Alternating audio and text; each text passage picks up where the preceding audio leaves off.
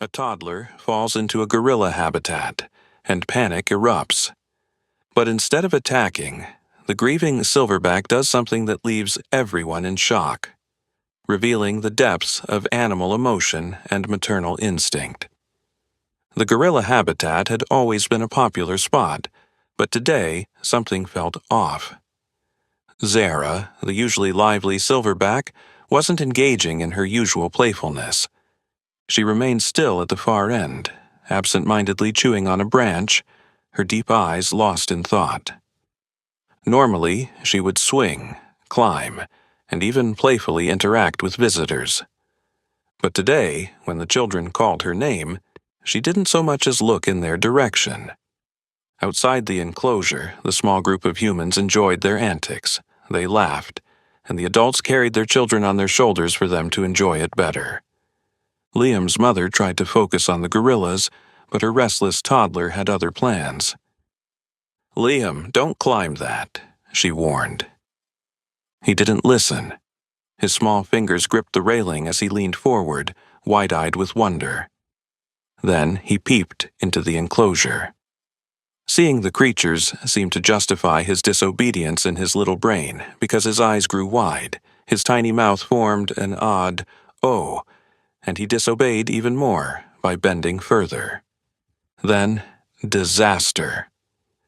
1 second, Liam was gripping the railing. The next, he was gone. A tiny gasp, a blur of movement, then a dull thud. Silence. "Liam!" His mother's scream pierced the air. Heads turned. Gasps filled the crowd. Then came the sound no one wanted to hear, a heavy muffled thud. "Oh God, Liam!" the mother cried out again as she spotted her child lying face down. He didn't appear injured, but he was clearly too stunned to move. He had just plummeted 20 feet. "My baby!" she screamed once more, desperately calling for the zookeepers. The zoo staff rushed toward the enclosure immediately and looked in. "We will get him out, ma'am," they assured the woman, and she nodded, clutching her necklace. A few people judged her for turning her eyes away, but they did not say it out loud. Liam's mother was restless. She knew the zookeepers were doing something, but she needed to try to get her baby too. She looked up to search for any opening she could run through, and her eyes connected with the eyes of the massive 400-pound gorilla at the far end of the enclosure. Zara's head jerked toward the sound. The branch slipped from her mouth. Then she moved. The ground shook with each of her heavy steps. "Somebody stop! Stop her! Stop her!" the mother finally screamed, finding her voice. A zookeeper, who had returned with the keys to the enclosure and some sticks, immediately bolted to the emergency room for a tranquilizer rifle. The mother went into full panic mode. She stretched her trembling hands out as if she could elevate them and pluck her baby from this nightmare. But Zara did not stop, and everyone in the growing crowd froze as they watched what looked like an unfolding nightmare. Some women began to cry. A few others managed to turn away. What do you think will happen? Before the zookeepers could arrive, Zara was already standing over the baby. Her body was so large it even blocked out the sun. The crowd tensed, preparing for the worst. Every parent instinctively held their child closer, anticipating an attack. But it never came. Instead, Zara, the 400-pound silverback with hands powerful enough to shatter bone, did something unimaginable. She did not lash out. She did not bare her teeth. She did not roar. Her massive hand curled gently around the boy's tiny body, and she picked him up. She lifted him with a delicateness that seemed impossible for a creature of her size. Jaws dropped in the crowd. A few who had their eyes shut opened them. Only the mother still looked on in alarm. She let out a whimper as she watched her baby disappear into the grasp of something wild, something untamed. But Zara did not hurt him. Liam blinked up at the creature holding him. His frame looked tiny in her hands. His lips quivered, and for a moment it looked like he was going to cry. But then Zara did something even more unexpected. She gently cradled him against her chest. Zara rocked the child with care, and as if that weren't astonishing enough, a deep, guttural sound rumbled from her throat. Not a growl, not a warning, but something softer. A hum, a lullaby of sorts. She even pressed her broad lips to his forehead in what could only be described as a kiss. Liam's mother flinched. "Oh God, please!" At this time, the zookeepers had returned with their radios and tranquilizer guns, but none of them had expected to meet this. One of them turned to the still-shaking mother and tried to calm her. "She's comforting him," he pointed out. "But why?" An experienced zookeeper understood the reason immediately and turned to the crowd. "What do you think?" he asked. "Zara's baby died," someone answered. His name was Mitchell, and he had worked with Zara for years and had watched her grow into a powerful matriarch. He had seen her break up fights between the other gorillas and protect the little ones from danger, and he had seen her grieve. Just last month, Zara had lost her baby.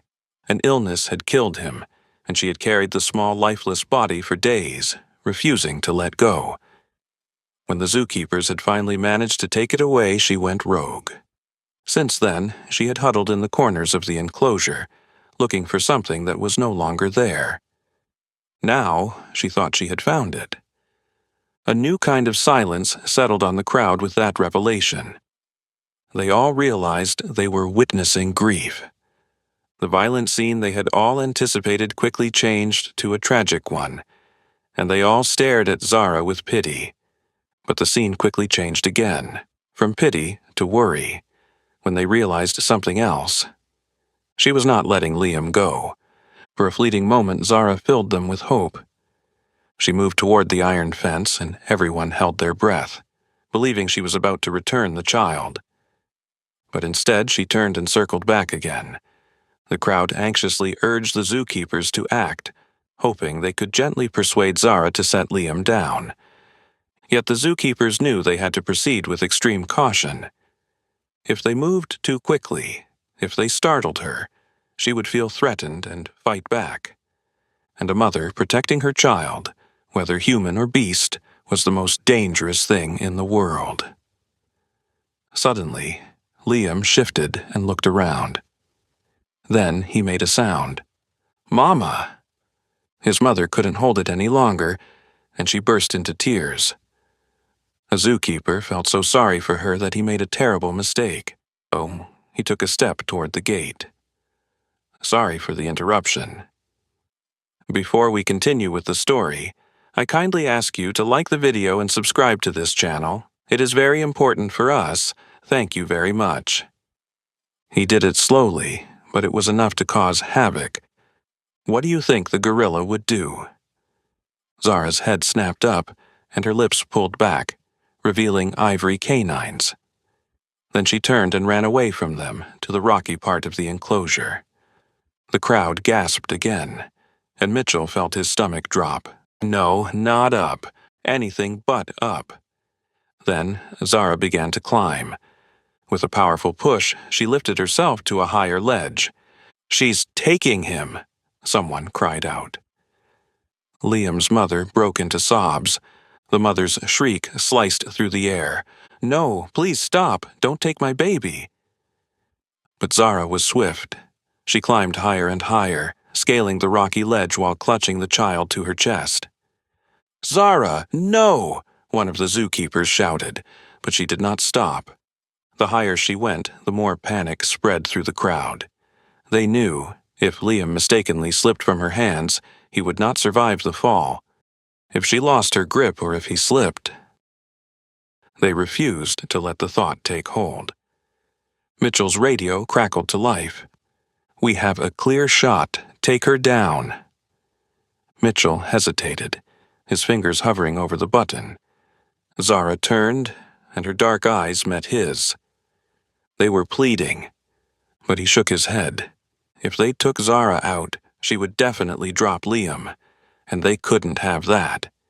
He gritted his teeth. "Hold your fire." But the voice argued. "I said hold." Zara hoisted herself higher onto the second ledge, now nearly 20 feet in the air. So Mitchell turned to the other keepers around him. "Options, now," he commanded. "What if we—" One started to suggest, but a sudden sharp crack cut him off. They spun around to see Zara had reached the next rock, but a loose stone had crumbled beneath her foot. Mitchell's pulse thundered in his ears. One more ledge. She was soon at the top. As for Liam, he had settled comfortably in the warmth of the gorilla. His shock from the fall was slowly wearing off, and he was now marveling at the birds that flew past them as they climbed. Down below, his mother was still screaming. She was in full panic now. She was pressing against the railing as if she could break down the iron walls into the enclosure. The zookeepers were frantic. "We could lure her back down," another zookeeper suggested. Mitchell's wheels turned fast. He liked that plan. Now he knew what to do. He felt for something special in his pocket and found it. "Open the side gate," Mitchell ordered. Keys jingled as they were retrieved, and the gate creaked open. Mitchell stepped forward, and the crowd erupted in anxious whispers. "What is he doing? He's going in there. Oh my God, he's going to get himself killed." But Liam's mother looked at him with hope. "Please," she whispered, "please bring him back." Mitchell swallowed hard, and then he entered the enclosure. The gate clicked shut behind him. He wasted no time and walked down to the rock. "Zara!" he screamed, but the gorilla did not react. Instead, she took another step. The child's tiny legs dangled in Zara's hold. The risk was too much. But he took another step. Then he took the object from his pocket. It was a faded blue blanket, worn at the edges but folded carefully. It was Zara's blanket, the same one she had wrapped around her baby in the weeks before he died. She looked down, and Mitchell saw the shift, the hesitation and the confusion in her eyes. She knew that blanket. She had held it, buried her face in it, and inhaled the scent of her baby. Now, Mitchell extended the blanket in the air. "It's yours, sweetheart," Mitchell said softly. All he wanted was for her to come down. Zara's nostrils flared as she took in the scene. She looked at the boy, cradled in her arms. Then she glanced down at the blanket. For a moment, the world held its breath as she made her decision. Then, with a deep, rumbling grunt, Zara hesitated for a moment before shifting her weight. Her massive foot pressed against the rocky ledge, testing it. Then, slowly, she took her first step downward. Mitchell felt an enormous wave of relief flood through his chest, as if he had been holding his breath this entire time. He barely dared to believe what he was witnessing. The entire crowd was frozen in place, their collective hope hinging on every deliberate movement Zara made. Every parent watching clutched their child a little tighter. Every zookeeper stayed perfectly still, knowing that one wrong move could send everything spiraling into disaster. Liam's mother was gripping the iron railing so tightly that her knuckles had turned white. Her lips moved rapidly, murmuring something over and over again. A prayer? Her son's name? Maybe both. Zara continued her descent, each step careful, each movement deliberate. Mitchell kept his voice steady, gentle, encouraging. "That's a good girl, Zara. That's right. You're doing great." Her powerful hands gripped the rock, her body lowering ever so cautiously. Closer. The distance between her and the ground was shrinking. 20 feet, 15, 10. Mitchell felt his heart pounding, counting the moments. The air was thick with tension. Then, finally, Zara's feet touched solid ground. A collective sigh of relief spread through the crowd, though no one dared to cheer just yet. The hardest part was over. But what would she do next? Mitchell took a careful step forward, and another. One of the zookeepers threw in an orange, Zara's favorite. Mitchell picked it up and held it out to Zara. The gorilla's nostrils flared at first, but her grip on the child tightened. Then she walked up to him and reached for the fruit. That single movement was all Mitchell needed. He lunged, and his arms wrapped around the toddler, yanking him free from Zara's grasp. A scream ripped through the crowd. It was the mother, crying out in pure relief. The crowd erupted with shouts, their fear turning into astonishment. She sprinted toward the locked gate, desperate to reach her child. Mitchell turned and ran. Liam, away from Zara's warmth, finally began to cry. His tiny hands clutched Mitchell's shirt as he sprinted for the gate. His mother was already there. She fell to her knees, grabbed her baby, and burst into tears. She pulled him against her chest and pressed kisses to his hair and cheeks, anywhere she could reach. "My baby," she wept. "Oh my God, my baby." "Thank you," she thanked Mitchell. Mitchell smiled as he straightened up, his heart still beating fast. Liam was safe. Inside the enclosure, Zara stood motionless with the blanket and the orange. Her deep eyes locked on the child. Her dark eyes flicked between Mitchell and the mother, who was clutching her child tightly. She had lost a child again. Mitchell swallowed hard. He had known from the start that this wasn't an attack. Zara was a grieving mother, desperately trying to fill the emptiness inside her. He turned to the other keepers and caught their damp eyes as they watched Zara grieve quietly. Zara turned. No anger, no fight, just loss. Then she vanished into the shadows. Outside the zoo, the news went viral, and the video some in the crowd took made the rounds, even to TV stations. They played the dramatic rescue on repeat, and everyone who watched it was in awe. It sparked many debates about gorilla intelligence. A few did not expect them to be that smart or display so much emotional intelligence. It also sparked conversations on maternal grief. While some people called for stricter zoo regulations, others demanded Zara be released to a sanctuary. And some, perhaps the ones who truly understood, saw what Mitchell and the other keepers had seen: a mother's pain. Reporters visited the zoo too, eager for interviews. Mitchell refused most of them, but he did release a statement. Zara was not attacking, she was mourning. That single line echoed across social media. People shared stories of their own losses. They also shared stories of grieving animals they had met. Many sent gifts and donated money to the zoo just because of Zara. Some wrote letters urging the zoo to help her. So the zoo board held an emergency meeting to discuss Zara's future. What could they do to help her recover? Finally, they made a decision. They found a baby gorilla for her. The gorilla was orphaned, helpless and sad, much like Zara.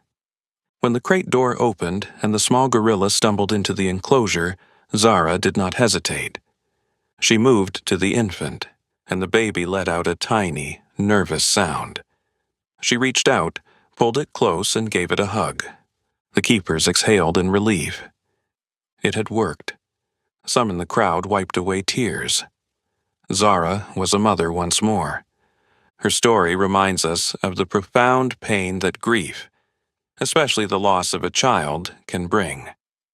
It also shows us that motherhood is universal, a bond that connects all living beings, whether animal or human.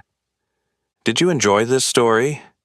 Do you believe that animals experience deep emotions like grief and maternal love, just as we humans do? Let us know in the comments below.